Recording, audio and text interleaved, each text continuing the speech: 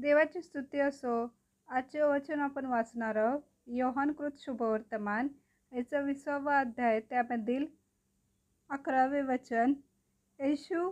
येशूचे मरियेला दर्शन. इकडे मरिया बाहेर कबरेजवळ रडत उभी राहिली होती आणि रडता रडता तिने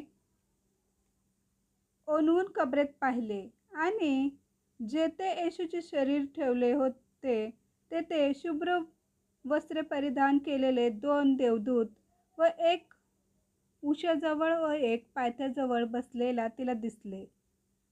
ते तिला म्हणाले, बाई, का रडतेस? ती त्यांना म्हणाली, त्यांनी माझ्या प्रभूला नेले व त्याला कोठे ठेवले हे मला ठाऊक नाही. म्हणून असे बोलून ती पाठमोरी फिरली. तो तिला येशू उभा असलेला दिसला, परंतु तो येशू आहे हे तिने ओळखले नाही. येशूने तिला म्हटले, बाई, का रडतेस? कोणाचा शोध करतेस? तो माळी आहे असे समजून ती त्याला म्हणाली, दादा, तू त्याला येथून नेले असेल तर त्यास कोठे ठेवले हे मला सांग, म्हणजे मी त्याला घेऊन जाईन. येशूने तिला म्हटले, मरिये. ती वळून त्याला इब्री भाषेत म्हणाली, रब्बानी, म्हणजे गुरुजी.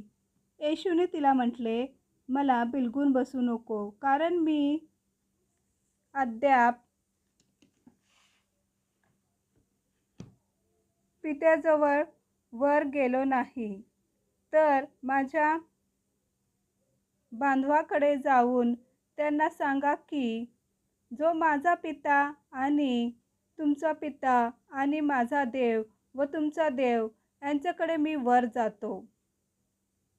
मरिया मगदलिया गेली व आपण प्रभूला पाहिल्याचे व त्याने आपल्याला ह्या गोष्टी सांगितल्याचे तिने शिष्यास कळवले. आमेन.